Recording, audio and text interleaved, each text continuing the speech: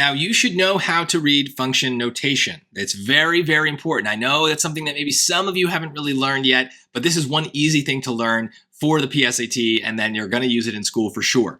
Basically, this f of x here is a fancy version of talking about the y coordinate of a point.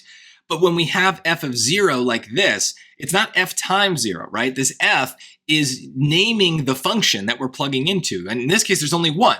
But the whole point of function notation is sometimes we have multiple functions, and it's helpful to have them as names, right? F and G and H, rather than everything just starting with y equals. This lets us understand what we're talking about more easily. And when they put that 0, notice where it is.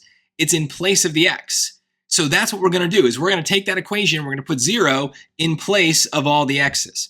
So if I do that down here, f of 0 is equal to 10 times 0 squared minus 32 times 0 minus 152.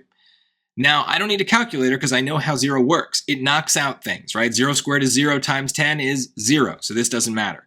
32 times 0 is 0, so this doesn't matter. Meaning all I'm left with is the negative 152, and that is the answer.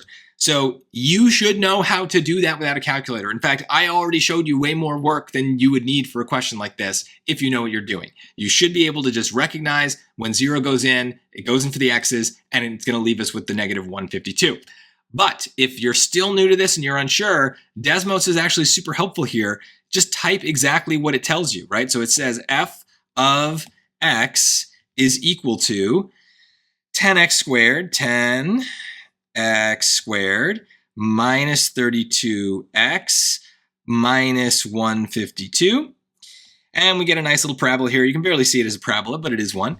And then just type the other thing they said, f of 0. And there it is, negative 152.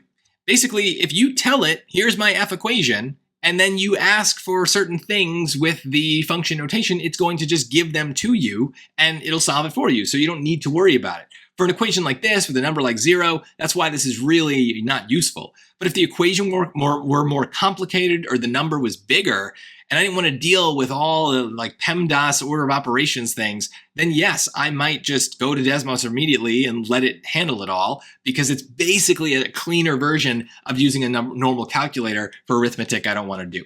So hopefully function notation makes sense to you, because it is a big part of the SAT. It makes a question look harder, but it's actually not that bad.